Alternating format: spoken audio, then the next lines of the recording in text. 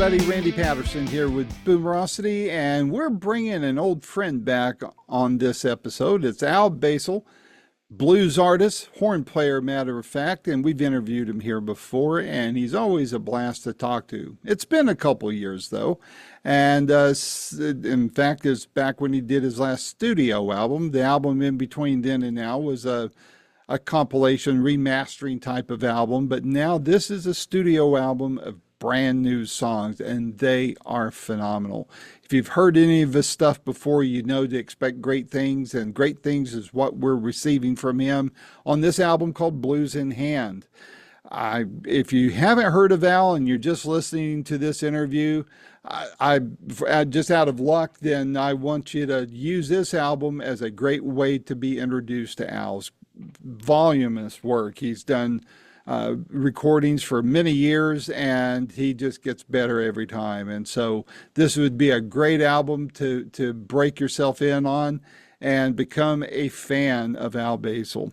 While you're listening and watching this interview, would you mind going ahead and hit like? And if you're not already a subscriber, hit the subscribe button on whatever platform you're catching this interview on. It shouldn't be costing you anything extra, but it sure helps us out a lot. And also feel free to share this interview with friends who are into blues. They might be a outside chance they haven't heard of Al before. I'd love to bring Al a new fan, a new consumer of his work. So without any further ado, here's my latest of what I hope are many more interviews to come with blues great Al Basile. Until next time, this is Randy Patterson with Boomerocity. Take care. Hello, Al. Hello, Randy. How you doing? I'm doing fine. It's good to see you. Likewise, it's been quite a while. I think it's been, I don't know, a couple years now, I think, since we last spoke. So could well be. I didn't release a record last year, so the most recently would be 2 years ago. Yeah. Well, that's kind of unusual. Don't you normally do an album a year, or normally I do an album a year. I'd say since 98, this is the 21st one. So it's almost one a year. Some years I have to skip, and I'm running out of money. Aren't we all? Well, you don't get into this particular end of the business to make it. You got to be in a position to spend it. So I'm stretching things out a little bit from 2 years ago. I did a retrospective of 25 years of my record company, Sweet Spot, and I did 17. I had 17 of my favorite tunes remastered from the 25 years that I'd had that. So there wasn't anything new on that. So then I took a year off. So I'm back now, and one of the results of that layoff is that because I keep writing songs all the time. So this particular record, which by the way, I like your background. Good. I'm glad. I got to choose what I thought was the best 13 songs to fit together out of, I think it was over 25 that I had written over the last couple of years. So that's a little different. Usually every year I write 13 and I record 13. Mm-hmm. It's well, I guess the beauty of it for you is don't you have your own studio that you get to work in at whenever you want, so you don't have that cost? Or not exactly. All I have at home is just a little demo studio. And the studio that I use to track is one that I've used for 40 years, going back to my first records that I made with Duke Robillard back in the 80s. And that's mm-hmm. Lake West, which is, it's also in Rhode Island, which you would think must be close, but it's about 20 minutes down the road. And I made a lot of records in that studio, but I can't just drop in whenever I feel like it, like I can to my basement. Understood. Well, what's the story behind this album? I understand what you just said as far as picking the songs, having songs to pick from and all that, and taking the previous year off. But what did you have in mind? What did you hope to accomplish with this particular album? Well, over the last 3 years, I've gotten involved doing production work I have a production partner at a studio that he owns down in Chattanooga. His name is Glenn Halverson, and he's the engineer in his studio. And we work as a production pair, and I'm able to do that actually from up here in Rhode Island. I can do it from distance. And we over the last few years, we produced country records, bluegrass records, a blues record, a progressive blues record by Jet Black. And we work with young artists down there. And so I've been on the job training in production. And so one of the main objectives I had for this album, because I'm the producer of this album, is to be the determining factor on every level of this record. So in other words, the songs didn't exist, they came into my head. I wrote them down, I made the demos, I went in and we tracked, and then we tracked with Jack Gauthier at Lake West, which is in Rhode Island. And then all the tracks went down to Chattanooga, and from distance, I worked back and forth with Glenn on the mixing and the mastering. So essentially, I've made almost all the decisions on the outcome of this record, not just the songs, but the performances and particularly the sound. And we're very proud of getting a different sound, a fresher sound on this album than I've ever had before. So that was the first objective. And the second objective is I've used Kid Anderson on 3 albums now, and he's just tremendous. But he's the major other soloist on my albums. So I thought, well, boy, if he's going to play that great, I'm going to have to take longer solos and try, because we've got to balance off. I mean, he can't dominate. I got to get right up in his face with what I'm doing. So what I did was essentially I doubled the length of all my solos on this album. So there's twice the amount of my cornet solos on this album. And there's a side story to that too, because when COVID happened, like most of us, I had a lot of time at home. And the way that I used a lot of it was to practice more, and my playing improved. So I thought, well, I'm playing better, I'm going to play more. And so that's one of the things on this album that will stand out to those people that know all my earlier ones. There's never been so much horn improvising on any of my records. So those were the 2 major things. And then the third thing is that because of a number of things that have happened in my life over the last few years, I wrote songs on some different topics that I would not have written before, because I don't believe in writing a song about something that I haven't experienced one way or another. Now you can build on the experience of friends, and you can extend your own experience. But there are lyrics that I'm not going to sing if I don't have a way to feel like I have some authority. I'm not going to sing that lyric, and so I'm not going to write a lyric that I'm not going to sing. So if you were to go through the album and look at the songs, there are a bunch of songs that are unlike ones that I've written before, even though stylistically the music isn't different and I'm not different. But there are some songs on classic themes that I simply would not have done prior to this record. So that's a third. Those are the 3 major, and they're pretty major differences. Did it make you feel uncomfortable at all, or unsure of yourself, or less confident compared to all your other albums because you made these shifts? No, not at all. In the first place, I've had lots of practice on the production side. And so it was kind of and I learned a lot from Duke. You know, Duke produced my first 18 albums, and I was always there, you know, when he and Jack would be mixing, and I'd be listening. And occasionally they would ask me my opinion on something, but basically Duke was at the helm. And so I listened and I absorbed what I could. but there's nothing like actually making the decisions and hearing the results yourself. And that's where I've been the last couple of years. So I felt comfortable doing that. Um, I've been playing cornet 67 years, almost. So, and I'm playing better now than I ever have. So no problem with my confidence there. I had some vocal problems several years ago. I had notes on my vocal cords that affected one of my albums.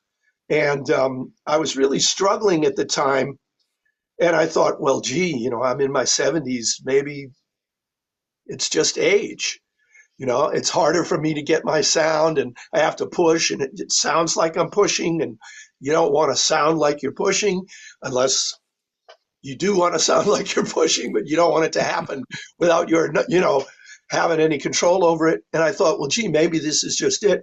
Turns out I had a fungal infection in my vocal cords, and I had an otolaryngologist that gave me a prescription, cleared it up in 3 weeks. And that was 3 years ago. And I haven't had any issues vocally since. So I was fine there. And the writing, I knew, I've written hundreds of songs, but I knew that some of these songs were, I had the right to sing them. So I had no problem there. So no, and I don't generally suffer from any kind of lack of confidence. I just close my eyes and jump in. Just do it, huh? Yeah. Well, are there any particular tracks on Blues in Hand that say hold a special meaning for you and why, and or maybe one that you would point to as a calling card or gateway drug for the rest of the album? Well, I'm particularly fond of all the slow blues, like My Dearest Dream, or Blues is My Roommate, which is on a classic theme. It's like Robert Johnson had Me and the Devil Was Walking Side by Side, and this song, the devil is moving in, blues is moving Mm-hmm. in, and you're going to have to deal with it. And I like that one because when you get to the end, the singer, who's been told over and over again that the devil is moving in and it's going to have control, basically says, just go ahead and do your worst. You're still not going to get your way. So in other words, it's a twist. It's not, you're taking me down and there's nothing I can do about it. It's, you can do all you want, but I'm still gonna come up on top. I think I like that because of the attitude.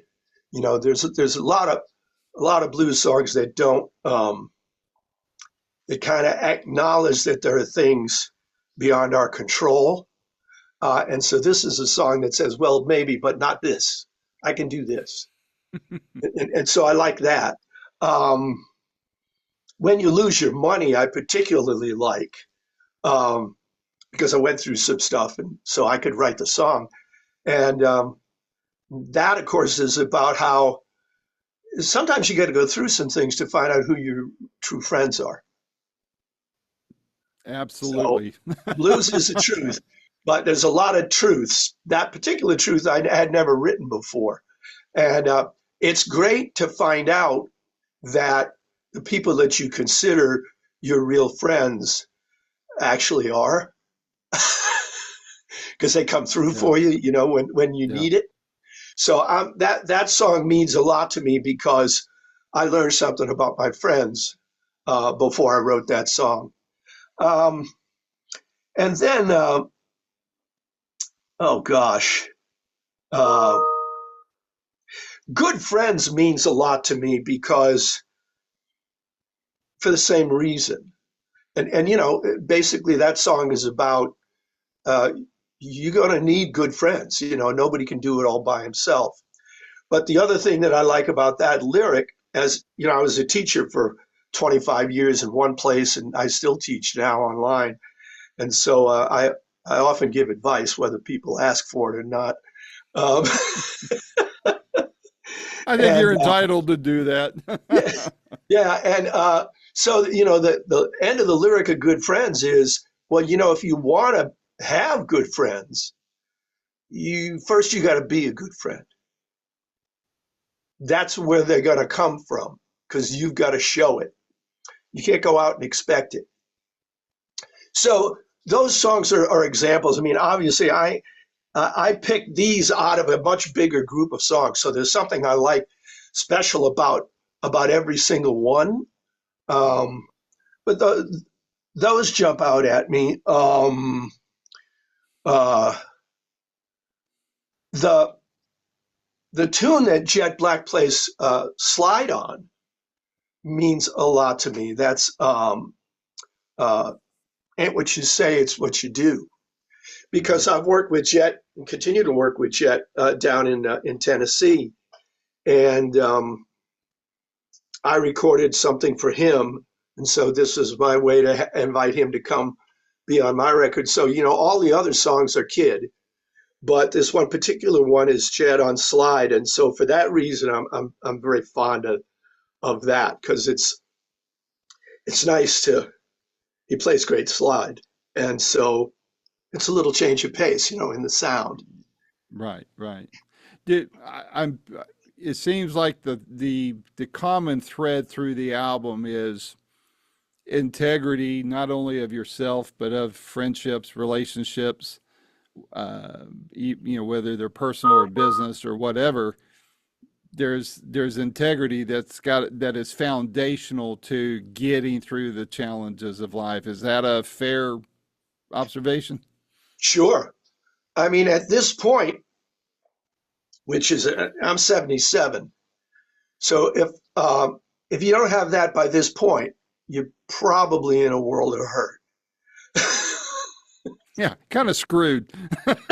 So it's a lesson that bears repeating, but it's also something that I believe in, that I kind of live by. So I work with people; they're great players, but we understand each other. I mean, I've worked with all the people on the album except for Jet are on multiple albums of mine, and they were all in Duke's band for a long time. Some of them still are in Duke's band, and so we go way back, a couple of decades. And so it's not like they're not like hired guns. I mean, they Right. are, but they're not. It's like we have a long-standing experience. And so, where integrity comes in is, I mean, there's different ways that you show people how you respect them. So when I go into track, I have an unusual process for my writing, because when I write the arrangement at the same time that I write the song. So by that, I mean that I will consciously I'll write off a groove. And so I can hear the groove, and so I know where my vocal phrasing is going to be. The groove is established by the bass line, and I leave places in the bass line where my vocal phrasing is going to fit and push back. And then I write the horn parts to answer the vocal part. Hmm. So in other words, I've got three entities that are all there at the very beginning of the song. And when I make a demo, the only things you hear on the demo is the lead vocal, the bass line, and the horn parts. And that's because the horns and the bass have to play what I write. The rest of it, I leave open to the chord guys, because I'm not a keyboard guy. I'm not a guitar guy. I mean, I play both, but I'm not at the level of the guys I have working for me. So I give them the chord charts. I give them the demos, and then I let them find their way into filling out the arrangement. So it's interesting. It's a combination of guidance and kind of giving some orders, but leaving room for as much contribution on the part of the players as the song is going to bear. And again, the guys I've been with for so long, everything they add, they know how I write. They add stuff that's idiomatic and is great and works. So that's kind of how everything comes together. And you can think about that in terms of trying to treat people right and letting them really be a part of the project and not just come in and do their thing and go have dinner. They feel like they're more part of the project than just, I you sure know. hope so. I mean, that is what I'm trying to do. But at the same time, I'm not getting anything that I don't want, that I Mhm. don't like. I'm getting some things I couldn't have thought of, and that's great. And at the end of the day, your name is on the thing. So everybody that's contributing something good is only making you sound good. That's So right. let them do it. Absolutely. Was there anything on here, were there any memorable stories or experiences that took place while you were recording and putting this together? So you're not talking about what caused the songs to be written. No, You're I'm talking talking about about, in the recording, in the making of the album itself. yeah, the recording and the production. Right. Um, yeah, it's again, it's interesting. The guy that I work with, Glenn Halverson, who owns the studio, he has all the most up to date technology. Um, and so he's got every plug in. He can do anything. And so part of what was going on in the making of this record was he was kind of teaching me everything that he could do that might be appropriate for this. In other words, he might be able to do 100 things, but 3 of them fit with this. Right. So he's kind of teaching me as we go as to what we can do. And it was a great process because I was learning, but at the same time, we're getting the record done, and we had we reached a point, and I can't remember which tune it was, but we were maybe a third of the way along in the process. Not on all the songs. Essentially, we were trying to get the sound down for one song, and then we would use that as a template for all the others. Because I have, except for Jet, it's all the same people playing all the same instruments in the same room at the same time, except for Mhm. Kid. He was in California and he added his parts later. So, so we're working on that, and I actually reached a point where I was able to make a suggestion that was an important contribution to the overall sound of the record, which kind of surprised me. But because I kind of didn't know what I was saying, you know, Mhm. but I said something and Glenn said, "What?" And I said, "Well, how about this?" He said, "Well, I would never have thought of that." I said, "Well, just try it." And then we liked it. So it was like, that was great because I obviously knew I was making a big contribution in every other way. Clearly, Mhm. it's my voice, it's my horn, and they're my arrangements, they're my songs. It's me all over. But I actually got to the point where I learned enough to contribute on that side as well. And that to me is that was that was a terrific feeling because there's never any promise that you're gonna come up with anything that's going to be useful, Mhm. especially Well, basically your first time.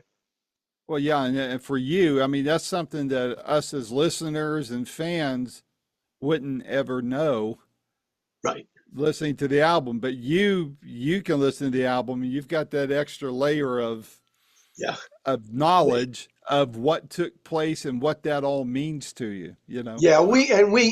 Obviously we live with this record in ways that because we were doing we were doing, I mean, we were mixing, but he was teaching me how to mix while we were mixing. So it took Mm-hmm. some time. But yeah, if people that know my records, if they go back and listen to any of them, and a lot of the more recent ones even have the same personnel. So Through with Cool, for example, has got Kid and it's got all the same guys. So if you go back and listen to Through with Cool and then A/B it with Blues in Hand, and you hear a difference in the sound of the record, and you should. We've kind of got moved to another place in the sound, and that's, I mean, it's funny. You go all the way back to the greatest recordings that that I ever knew or lived with, like Robert Johnson playing Face in the Corner and in some hotel room in, what was it, San Antonio or someplace, and he's just playing and a couple of guys are picking it up. I mean, he sang a song, he played the song, and then he went to dinner. That was it. They didn't invite him back to help get the sound was what they got.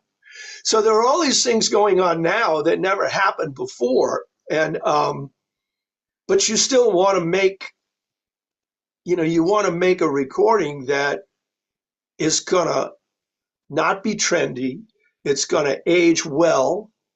It's going to sound as good in 10 years or, when I'm dead, if you want to hear my sound. I'll tell you this. We got the sound. It's very hard to record a solo brass instrument. So I play the cornet, and because they have rich overtone series. And so it's subtle. And what we got, and this is all with the same recording. Jack gets great sounds. And so there was no difference, same microphones that I've used in the past, same engineer. So the same tracks kind of, came down to us. But my sound of my open horn on this record, that's where you hear the actual tone of the player. Because when you're using a Harmon mute, that metallic sound, everybody sounds pretty much the same. The mute changes the sound so much. But you hear my open horn sound, that's as close to the way I hear myself, like in the room when I'm practicing, that I've ever gotten on any of my other records. I'm really happy with that. So that's another thing about, and when we got this, we actually didn't get that sound while we were making this record. We got it earlier, or I should say late last year, when I was making a single with Jet of St. James Infirmary. And I went down to Chattanooga and we did the session in the studio. And Jet was influenced by the Louis Armstrong version, among others. So he wanted me to play on it. And so I actually played open horn, cup mute, and plunger. But on Harmon. So I had 4 different mute sounds. Three mute sounds in my open sound. So we discovered the way to get my open sound when I was making that for him. And then we transplanted it onto my own thing. So I'm really happy with that because it means now as I go forward, I'm going to really like the way I sound. And I think of my horn as like my other voice. I mean, I work very hard to get a warm, big, rich sound. I use equipment that's not easy to play, but you get a better sound. I'm all into the sound of it. So to make an improvement in the sound of it on the record itself, that's exciting to me. Looking back, is there anything you would do differently with your previous albums compared to what you've learned and did on this album? In other words, with how you've put this one together, you go, gosh, if I knew then what I know now, I would have done such and such differently on whichever album or song. Well, I would say no, but, and here's how I would explain that. I love all my other albums. I love the way they sound. I'm happy with all of them. Duke's production is great. Um, but the equipment that we brought to bear on this one is totally current. So the things that are different about this record couldn't have been done 5 or 10 years ago because the plugins didn't exist. Right. So so I would say no, I wouldn't go back and change anything. But I would also say we learned some things making this one that's going to allow us to improve next time out. Mm-hmm. And of course, Gotcha. next time out there'll be further developments in what you can actually do. I mean, these things are improving all the time. The mastering software improves all the time. So, I mean, to say it isn't so much as what I know now that I would go back and change. It's if I could take a time capsule with all of the current equipment back then, I would have used it. I But gotcha. Yeah. That's there's no not Millennium practical. Falcon. Yeah, that time machine hadn't happened yet. So that brings up an interesting point, though, with what you can do in the studio. How does that affect when you go out and like you're going to perform these songs in public? Does that make it difficult to replicate on stage what you do in the studio? Okay, that's a great question because it gives me an opening to rant. Okay. There's two ways to approach a recording. One is to say what we're going to try to do is to capture the sound of that you would hear if you went to hear the band. And so then you try to make the record sound like that. And normally you would say, well, so why not record live? And of course, people do record live. But even when you record live, you don't get exactly what you would hear if you were in the room because the mics are only where the mics are. If you're in a different place in the room, you hear something different. Mm-hmm. So the idea of trying to capture the live performance is one approach. The other approach, and I mean, this really came into real popularity in popular music in the late 60s when the Beatles got off the road and started to produce records that couldn't be done live, but they were records. They're trying to create something that was what you hear isn't exactly what you would hear live, but it's Mm-hmm. as a as a as a an example of the concept of the sound. It's the result of the greater control that you have, in the studio. So it's like, what are you making? Are you trying to sound like the live thing, or are you trying to make something that has its own integrity, to use a word that you brought up earlier? Now, actually, I don't play out a whole lot, but the last time that I did play out was down in Chattanooga. Again, when I went down there to work on that session, Jet Black has got a club, and he's got a blues night every Tuesday night, and so I was one of the guests, and I performed 5 of the songs from the album. This is last November. Album didn't exist yet, so Jet has got a show on the University of Tennessee radio station that they play. We produce an hour show. He has guests every Tuesday night, and that's recorded and live, and then they're packaged up and edited and replayed over the Tennessee station, and then we're in the process of submitting the shows to for syndication on NPR nationally.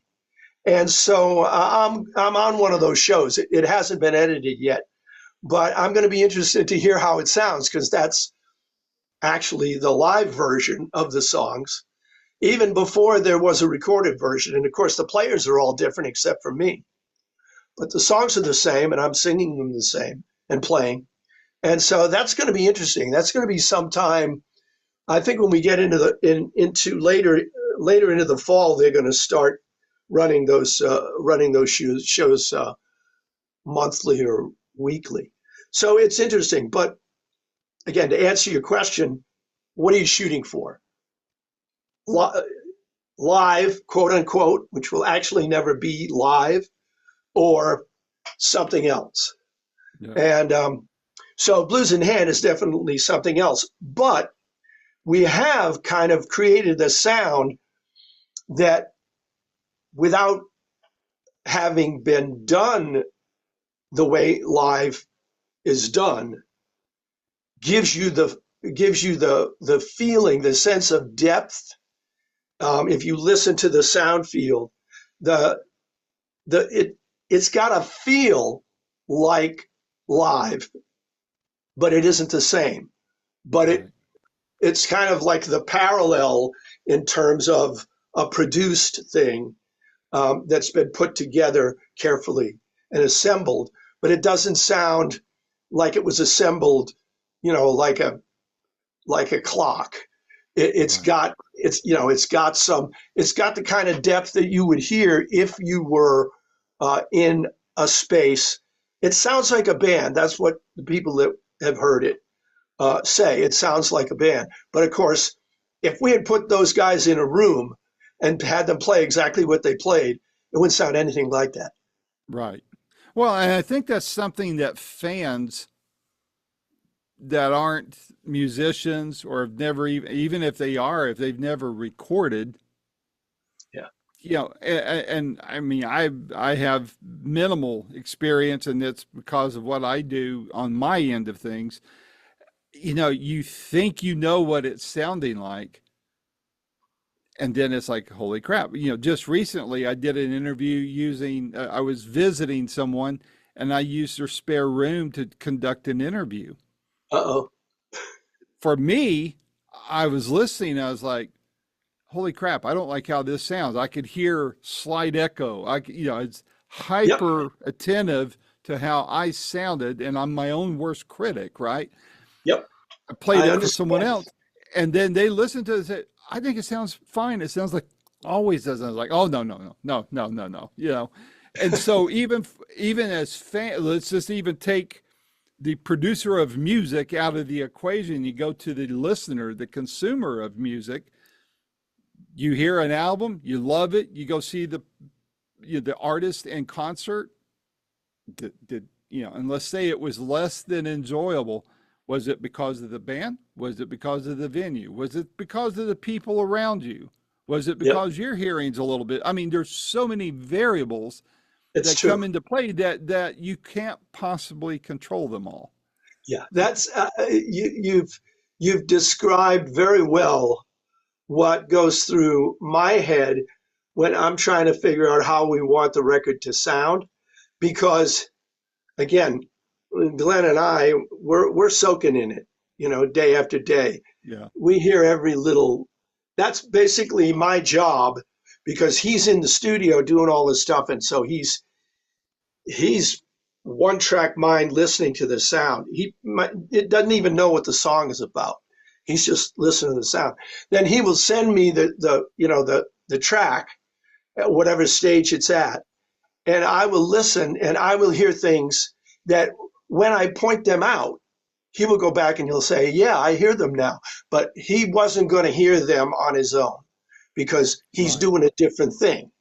And so what we all tend to forget is that the audience is also doing a different thing. they're there doing, so when I talk about, the new record has a different sound from the old records, most people probably won't even hear that, but they might get a feeling, they might like it and not know why they like it. Yeah. And so exactly. the rest of us can trace it back and say, well, Yeah, that's because all of these things are different.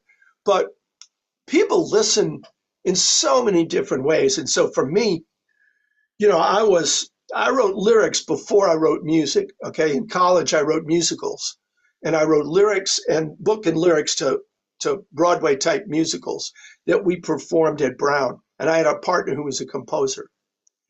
And so I started out with the words and then I learned to write the music later. And so my songs are very important to me in terms of they all are trying to say something. There's a billion people that listen to the sound of a record. They don't listen to what they couldn't tell you what the song is about. Or Right. maybe they put it on when, they're making dinner and it's on the other side of the kitchen. You know, the the challenge, and this is something I take really seriously, because first of all, I was in Roomful of Blues, was my first band, and we played for dancers. And that's what the music, blues and swing and classic R&B was all dance music. And so I have strong grooves. All of my songs are danceable. But if all you want to do is just listen to the rhythm, there's rhythm for you. If you want to listen to, it's like you're a guitar freak and you want to hear great solos, there's Kid Anderson playing great solos.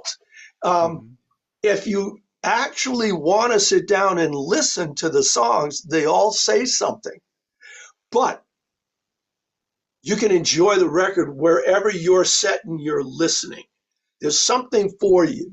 So what I'm shooting for is whether you're a casual listener or a dedicated listener, you're going to hear different things, but there's something for you. And there's something Yeah. good for you all the way through. That's my goal. Well, I like it. I love it a lot. In fact, just listening to it and while I'm working and such, it was, Right. that's why, when Mark sent me this stuff, I first of all, seeing your name come up again after a couple of years, I was like, oh, okay. I know, there's certain artists, when you see the name, you go, okay, I gotta, I can't wait. There's anticipation. There's this, what goodies do they have for us now? Right. And then there's others. It's like, well, not so much, Yeah. So, and Well, yours is thank one you. of I those want to when, be in that number. well, you are solidly, believe me. Great. But Great. you have great music, great sound, great mood music, even. And you were talking about songs where people don't even know the words; they just like the sound. One of my favorite examples of that is Bonnie Raitt's "I Can't Make You Love Me." When I first heard it, I thought, wow, what a romantic sound. I can almost picture the candlelight and, all this. Then you Yeah. start listening to the words, it's like, well, heck no. That's that song means you're going to be by yourself. Yes.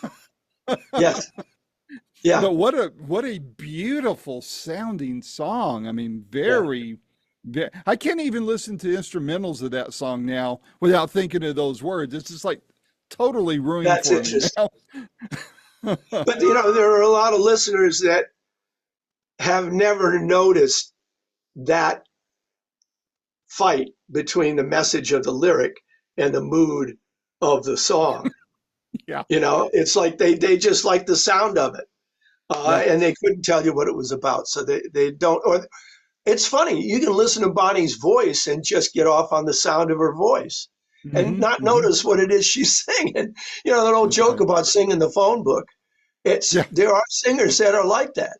Ella Fitzgerald Absolutely. was like that. Oh Just yeah. like that sound. Yeah, for sure. Very much so. So what's on your radar for the rest of the year and going into next year? What you got planned?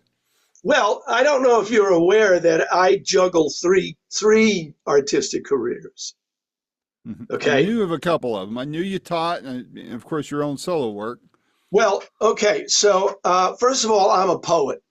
So I just had my fourth book published in April. Ah, So and I okay. just gave a reading last weekend. So and I actually have a, a show on YouTube that I record with other poets where we where we read poems on a given topic. It changes every month, and I have two guests, and we kind of let you see behind the curtain to how poems get written and what poets are thinking about, and so there's shop talk, and I always have people on. I like their work, they like my work, and so it's up, it's good, it's uplifting. So that show is now in its fourth season, so that's an ongoing thing. I do that every month. Then as I say, I get a book out every 4 years. So this is my fourth book. My first book came out in 2012. So poet, about the music stuff. I'm going to leave teaching out because that's a little bit different. I'm also a playwright. And what I do is I write audio plays. So if you ever listen to radio plays back in the day, Right. where you put on the radio and you hear something, well, there's a modern version of it with stereo sound, so you can hear people walk from this part of the room to the other. And so I write audio plays, and I do one a year. I'm currently in rehearsal for number 7. So I've been doing this since 2019, and some of my earlier shows have won national awards with the National Audio Theater Festival. So those people think I'm a playwright. And I also act in my plays, and I direct them, and I work with a different engineer, and we produce them, and I write the music for them. And so that's like a whole other thing that I do. And I actually work with actors that performed in the musicals I wrote in college. They're in their wow. late 70s now. And so they can't, they would be doing regional theater, but they can't because there are no parts for somebody 78. Yeah. You're not going to get it. But vocally, they can cut it. So every year I have a little company of players, and I write parts for them specifically, knowing their voices. I take my cue from Duke Ellington because he used to do that in his band. He would write a song for Johnny Hodges, to do the solo because he knows Johnny Hodges' sound, or Cootie Williams, or Paul Gonsalves, or Harry Carney. So I write parts for these actors, and then we all get together and go in the studio and record them. And they come out every year. So right now we're in the middle of rehearsal. We'll be going in to record probably the beginning of November, and I'll be working on production till the end of the year.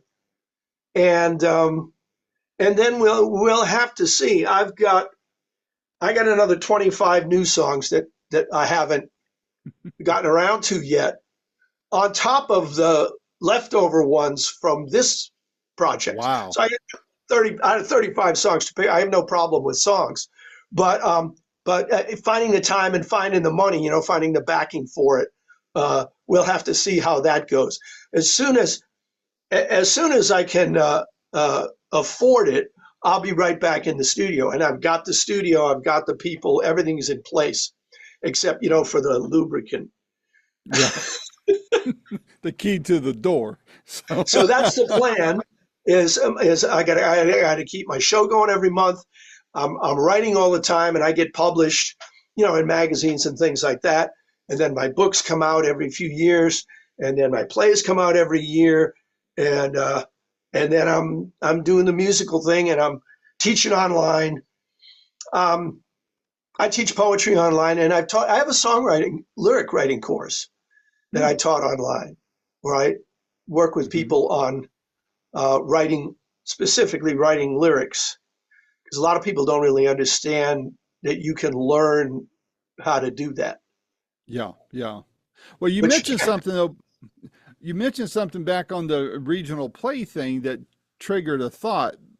Obviously my focus is on our generation, the baby boomer generation, right? And so that's what Boomerocity is all about. That's it, man. In fact, osity means the essence of. So boomerocity is the essence of being a baby boomer.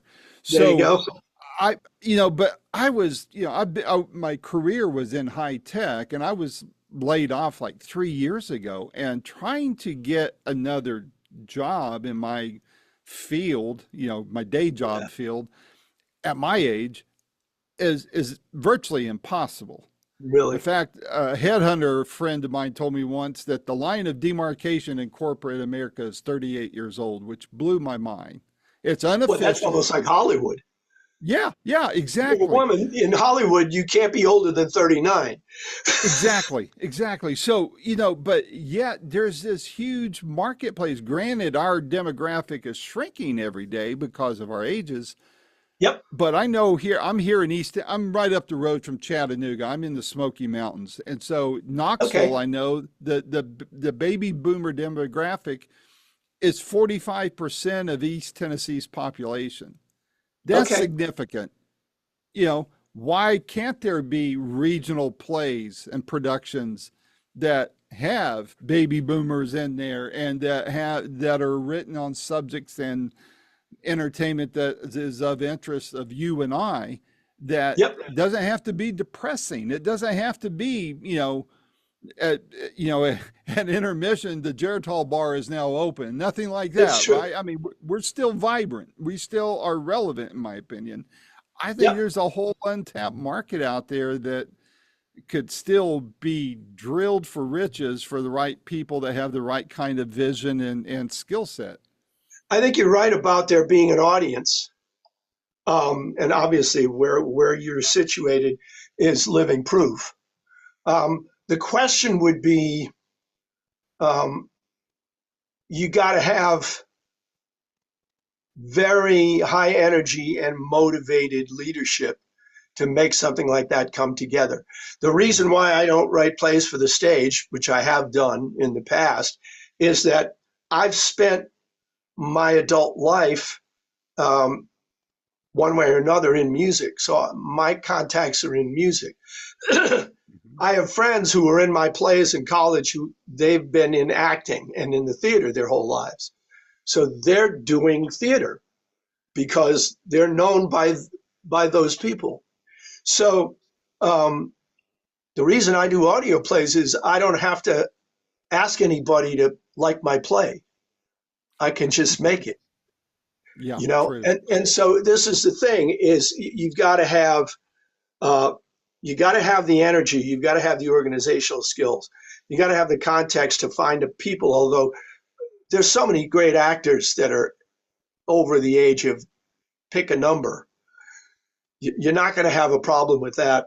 And the thing about audio is we rehearse a couple hours a week for a month, and they're ready to go.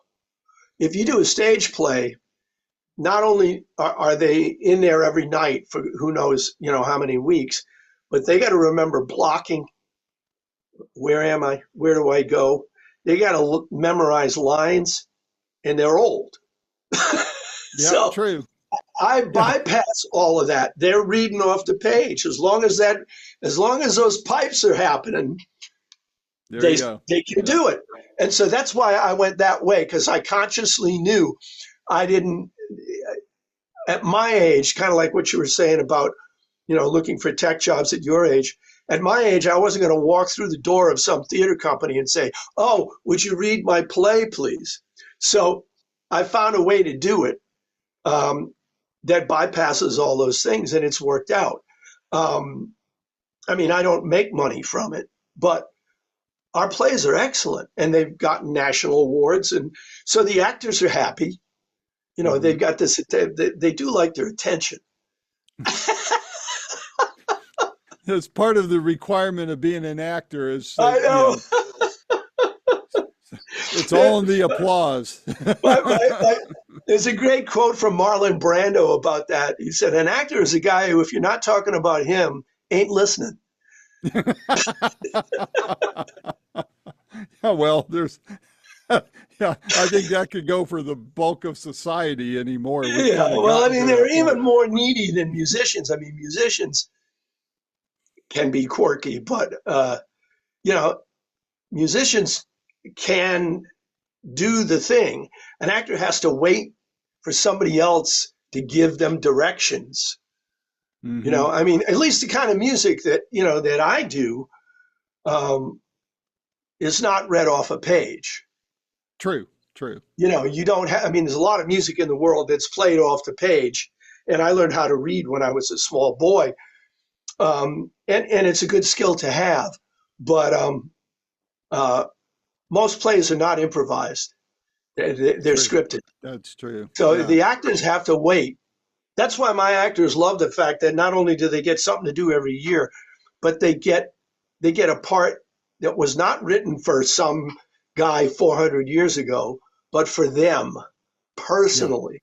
Yeah. They really like that. And it makes it easier for me because I know what they're good at. And so if I want to throw them a bone, I'll write a part that lets them really do what they like. And then the next year, I'll write something that does not play so directly to what they enjoy doing. And it makes them stretch because they like that too. Yeah. They Yeah. like to be challenged. So, Hmm. it's like feeding a bunch of dogs. You got to decide which one to feed first. And which treat you have determines who you throw the treats to, right? So Oh boy, does it. So that, I get mean, off by way my of answering leg. your question, it's not all, I've got music plans, but not only music plans, because I'm trying to, like I said, I'm 77 and I'm in good enough health that I can do all the things that I love to do. And I'm just going to do them, Hmm. while I can do them. Yeah. Yeah. I hear you. I'm in the same boat with you there, man. I'm enjoying what I do in my semi-retired state, and I get to talk to people like you all the time. So people keep telling me, man, you got a sweet gig. You want to sit and watch how I do it? You might not think it's so sweet, but once you Oh, get to well, talk, once you fire the cameras up, it is a lot of fun. So yeah. Well, that's not really very different from what it's like as a musician where, and I have poems about this, about the whole day that leads up to the gig. And, yeah, when you have to get up and how often you have to eat, and then you got to practice, and then you got to pick up people to get to the bus, and then the bus takes you to the gig, and then you got to do a sound check. Well, what you're getting paid for mostly is everything that leads up to those couple hours when you're playing. That's yeah, the fun part. yeah. And then you got to break everything down and get back in the bus and, go home. When I was in Roomful, we would leave for work usually about 4 in the afternoon. We would get back from work usually between 3 and 6 in the morning. Wow. And we were doing 300 dates a year.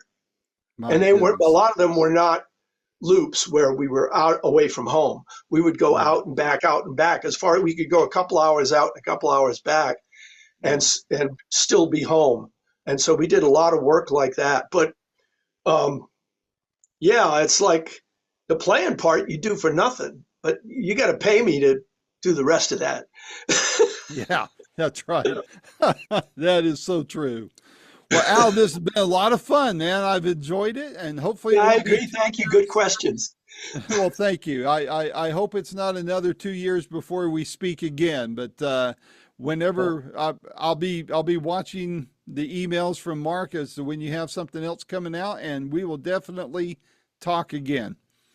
Well, I love to talk. I would like to have something to talk about sooner rather than later. Let's hope it happens. I'm sure it will. That's as prolific as you are. There's no doubt in my mind that there's going to be something new to talk about. So, Well, something's going to happen, but we'll yeah, we'll. You never know. Nothing is. There are no guarantees, boy. When you're in the fourth quarter, which is where I put us, you never know.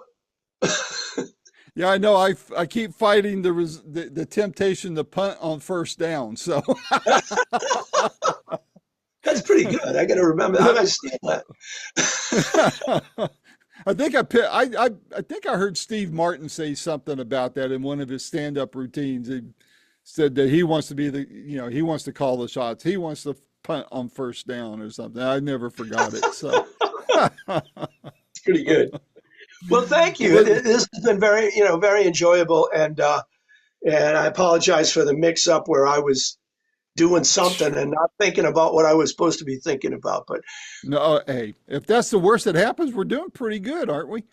really, well, you tell me. I don't know how I, often people space out on you, but I, I've forgotten interviews before. Not very often, but I've done it two or three yeah, times over the years. In the 16 plus years I've done it, um, only time I get aggravated is when I've had one or two people, set up 4 appointments. All right, let's reschedule. You know, by the third time, I'm just, I'm saying, all right, and then number four, and it's like, I don't even bother communicating at that yeah, point yeah, because yeah. there's something else systemic going on there that does not include me. So, Well, um, you use the word integrity early on, and that's part of it. You're supposed to do what you say you're going to do. It's a simple thing, yeah, but not always observed in the current moment. yeah. And it's not limited to the work you and I do. It's everywhere, everywhere. So, Yeah, but, I mean, something as simple as being punctual. yeah, yeah. Yeah. Novel concept there, right? So, It's like, and you try to explain to somebody, well, no, actually, see, it's a matter of showing respect for the person's time that you're making wait, and Mhm. that never occurred to them. They're I'm only, so old, I remember Lombardi time, right? So, what was his punishment for that? oh gosh, I think it was some laps or something. I can't. I forgot the punishment because I just thought, hey, I could do Lombardi time. I don't need to know what the punishment is. I'll just go by Lombardi time. So be the first one there and the last one to leave. That's it. Yeah, yeah, yeah. All right, Al. Well, this was a lot of fun. I look forward to talking to you again, man. Just keep doing the good work you're doing. Well, I will do my part, and now if we can just recruit a few more people to do their part and sit down and listen, I'll be a happy person. Well, that's what this is about. So hopefully I'll get a few more listeners for you. Now, I appreciate that. You talk about doing good work. I don't tour, so I really rely on this kind of media and airplay Mhm. and, for people to just understand what it is that I do because I'm pretty convinced and I've personally seen that uh, any good music sells itself. People have to hear it. That's it. That's If the they hear that's the it, trigger. they'll go, "Hey, I like that." But the whole Hmm. trick is giving them a chance to hear it. So, like I say, since I don't tour, I like having a quiet life. All the things that I do, it's good being at home, but Hmm. I'm not out there the way a lot of other people are fighting that fight, and that's really an important thing to do. If I were much younger, well, that's when I was doing it when I was much younger. So, Right. so my expectations aren't the same as if I were out doing that, but it's nice to make all the connections that you can. So I thank you for this. My pleasure. That's what it's all about, my friend. All Well, right, listen, take care, stay safe, stay healthy, and I look forward to talking to you again down the road. that sounds like a deal to me. All righty, man. Take care. Thanks a lot.